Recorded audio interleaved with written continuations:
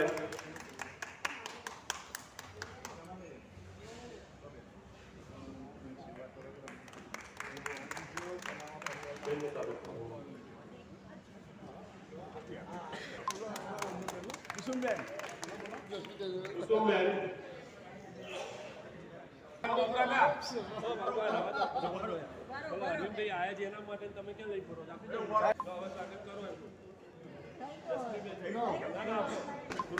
અરે સુનંદાબેન ને રશ્મિબેન નું કહું છું.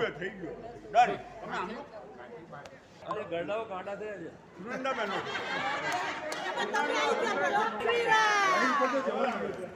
જય શ્રી રામ.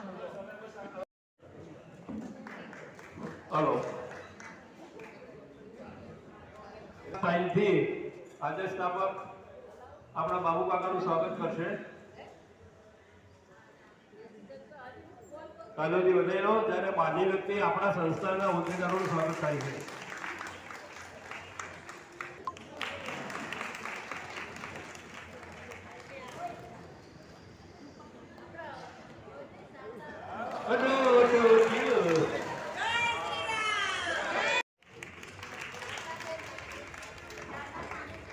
રાજસ્થાનના ઉદયપુરની અંદર જે સંસ્થા ચાલે છે એના હોદ્દેદારો છે અહીં આવી અને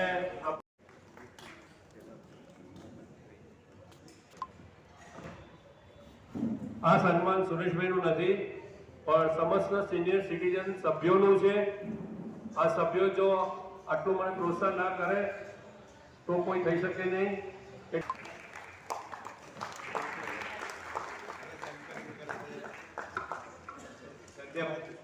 ધન્યવાદ સુરેશભાઈ. એક સંક્ષિપ્ત પ્રમુખશ્રીને ઓળખીએ છીએ, મંત્રીશ્રીને ઓળખીએ છીએ, પણ આ સંસ્થા તમે જાણો છો કોઈ પણ સંસ્થા 3 પરિબળથી ચાલે છે. એક સંસ્થાના જે મેનેજમેન્ટ હોય પ્રમુખ એનું દીર્ઘ દ્રષ્ટિવાળું આયોજન, આગળનું આયોજન અત્યારે કરે એવું સંસ્થા ચાલે નહીં. અને આ 2 કરતા પણ જો ત્રીજું કોઈ વધારે હોય તો કાર્યકર્તા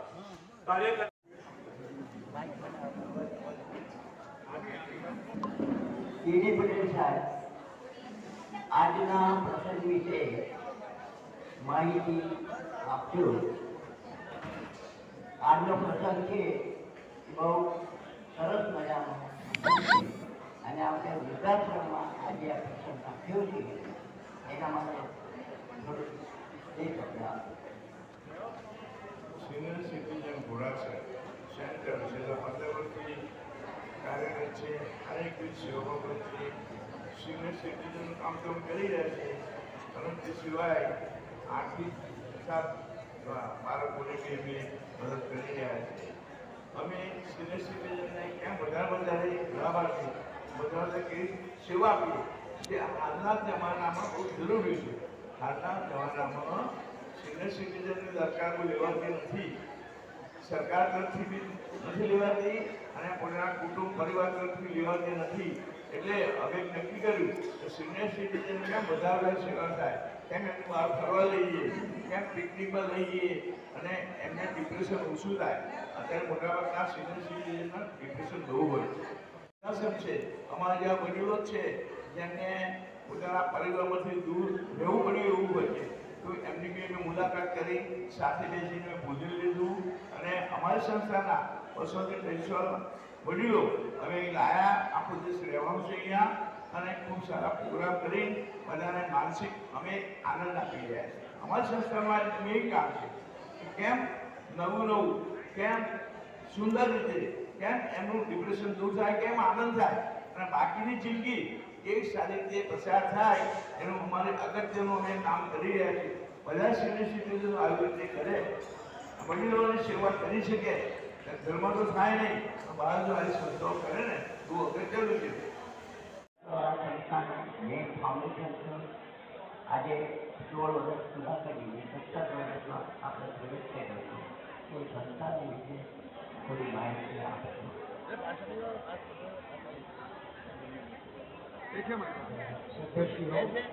મિત્રો,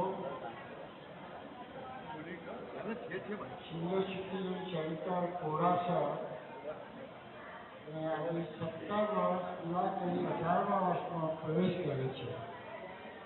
સંસ્થા સત્યથી સુધીમાં 50 સ્વીકાર થયેલી અને આજે 17 વર્ષ પછી 600 રૂપિયાની ફી લઈને પણ સભ્યોને દાખલ કરીએ છીએ. સભ્યોનું લિસ્ટ છે અમને દાખલ કરવા માટે, પણ અમારી પાસે જગ્યાની પાબંદી ઓછી છે, જેથી અમે વધારે લઈ શકતા નથી. પરંતુ આ સભ્યોને આનંદ કરાવીએ છીએ. હસો, હસી કરો અને જતું કરો, આ બધું અમે આનંદ કરાવીએ છીએ. માસિક મીટિંગ કરીએ છીએ, એવા સમયે દરેક સભ્યને જમાડીને ઘેર મોકલીએ છીએ, જેથી એ પણ આનંદ અનુભવે છે અને બધાને ખુશમાં રાખવા માટે અમે ખૂબ જ પ્રયત્ન કરી રહ્યા છીએ. અમારા મિત્રો પણ એટલા જ હોશિયાર છે. સંસ્થાના પ્રમુખ કેડી પટેલ ગમે ત્યાંથી ગમે તે જગ્યાએથી ત્યાંથી દાન લાવે છે અને સંસ્થાને પગભર કરવામાં એમનો હાથ ખૂબ ઊંચો રહ્યો છે. એટલે એ માટે સંસ્થા ખૂબ જ એમનો આભારી છે. આ સંસ્થાનો જન્મ વિશ્વેશ્વર મહાદેવમાં થયેલો. એમને અમે પોષ્યા છે. અમને અમે ટ્રેનિંગ આપી છે. ભગવાન ટ્રસ્ટીઓનો ખૂબ જ આભાર વ્યક્ત કરું છું અને સૌ સભ્યો શિસ્તથી અહીં રહ્યા છે અને અમને સહકાર આપ્યો છે, એટલે સંસ્થાના સભ્યો પણ અમે ખૂબ જ આભાર વ્યક્ત કરીએ છીએ. જય હિન્દ. આજના પ્રસંગ વિશે થોડી માહિતી આપો.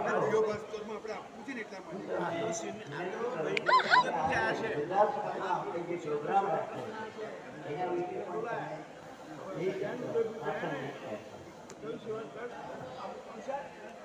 આજનો કાર્યક્રમ જે વૃદ્ધાશ્રમમાં આપવામાં આવ્યો ને તે બહુ વિચારીને આપવામાં આવ્યો કે સંસ્થા દર વર્ષે બહાર થાય છે ભાગ લઈએ તો વિચાર્યું કે વૃદ્ધાશ્રમના વૃદ્ધોને ત્યાંથી અમારી સંસ્થાના કાર્યક્રમનો લાભ આપીએ. એમાં અશ્વિનભાઈ જે અહીંના સંચાલક છે અમને આવકાર્યા કે આવો તમને અહીં આવતું તો એમને બહુ ગમે છે, વૃદ્ધોને બી આનંદ થશે. એ હિસાબે અમે આ વર્ષે અહીં આવવાનો નિર્ણય લીધો અને અહીંનું વાતાવરણ બી સારું છે, મુક્ત છે, જગ્યાની સારી સગવડ છે. એ બધો આનંદ સભ્યો આજે લઈ શક્યા છે ને એ એમના માટે 12 મહિને 1 દિવસનો લાવો છે. ને સતત આ રીતે અમે દર વર્ષના કાર્યક્રમમાં આ રીતે અલગ અલગ જગ્યાએ ઉજવીશું ને સભ્યોને એનો આનંદ મળશે એ અમારી ખાતરી. જય Shri Krishna. Okay, thank you sir.